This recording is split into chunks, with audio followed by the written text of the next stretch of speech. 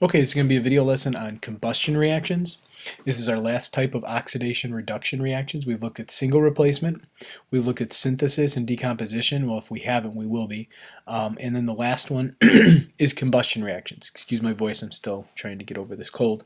Okay, so what is a combustion reaction? Well, combustion reaction, well, I guess the best thing to do would be to show you a combustion reaction. So here's a video of a demonstration I'll do in class at some point. But for right now, let's just take a look at the video here. Boom, there's the combustion. A lot of heat and fire comes from that, okay? So combustion is burning, essentially. All right, so that's what we're looking for when we're looking at combustion reactions. We're looking at the burning process, okay? So how does that happen? Well, when we look at combustion reactions, it's a process at which something is going to react with oxygen. So you should know that in order for things to combust, oxygen has to react with it. So anytime we combust things, we need some sort of heat that has to be added. We need a fuel. Okay, the fuels that we're going to use are metals and hydrocarbons, and I'll talk about that in a second, and oxygen. Okay, so we're always going to be reacting something with oxygen. Take a look at the examples over here. O2, O2, O2, O2. You must know that combustion is sustained with O2. Okay, so the two types that we see, metals reacting with oxygen and hydrocarbons reacting with oxygen. You did this experiment back when we did reactions earlier. You took magnesium, was a chemical change. You took magnesium solid and reacted it with oxygen and produced a magnesium oxide, okay? And that gave you a solid. And when you go back and balance this, but essentially you were doing a combustion reaction. Now we think of this more as a synthesis reaction than we do a combustion reaction. So these can kind of go either way because we are synthesizing compounds. We're creating compounds from these reactions, but they also give off light. And if you remember when we did the magnesium and oxygen reaction, it gave off that big bright white flash. So a lot of these reactions are going to have heat given off and light given off.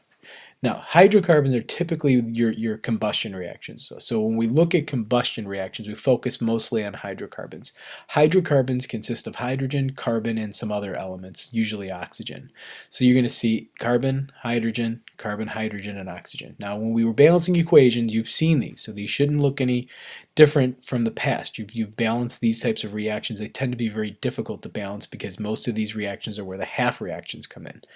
Okay, so we're going to look at this pretty simple. We're just going to join these two together and make a metal oxide. So your metals burning or combusting with oxygen makes a metal oxide. So metal oxide. What happens with the hydrocarbons? So how do we predict the products of a hydrocarbon reaction? Well, we need to know one of two things. We need to know if combustion is complete or if combustion is incomplete. Essentially, it depends on the amount of oxygen available for the reaction. Okay, so if there's a lot of oxygen in the air, right? If we're doing a reaction in the air, there's going to be sufficient oxygen. If we do it in a closed container, like in a car engine or in your furnace at home, we tend to have a minimum amount of oxygen or not enough oxygen available. And the downside of this, or what happens, is that the difference, I guess is what I'm trying to say, is that carbon dioxide forms or carbon monoxide forms. And that's the difference between complete and incomplete combustion. So how do you know? Well, it's going to tell you. It's going to say complete combustion in the problem, or it will say incomplete combustion.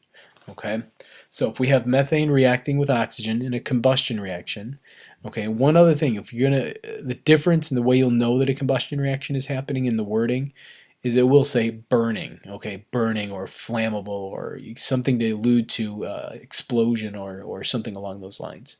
Okay, so let's take a look at an example. Okay. So here's some examples. I'm not going to do all of these. I'm just going to do one of each just to kind of give you an idea of complete and incomplete combustion. If you want to try these on your own, and we can look at them in class. Otherwise, we'll look at some more in the homework and in the practice. Okay, so if it tells me that it's complete combustion, it's pretty simple. It's just my products are carbon dioxide, gas, and water, H2O. And the H2O will be a gas. And then I balance it. So I have 3 carbons. I need to put 3 carbons here if you need to. Go back and list the elements and do them individually. My hydrogen is 8, so I need to have a 4 over here. I kind of didn't leave myself enough room, but a 4 there for the hydrogen to make it 8 to match. Now my oxygen are 2. I have 6 here and 4 here, so that gives me a total of 10. So I need to put a 5 there. Okay, and there's your combustion reaction. So if it's complete, CO2 and water. If it's incomplete, carbon monoxide gas and H2O. Okay, I'm not going to balance this one. You guys can do that on your own. You get the you should know how to balance at this point. So carbon monoxide incomplete, carbon monoxide complete, CO2, and that's it. So I hope you enjoy that, and I'll see you guys in class.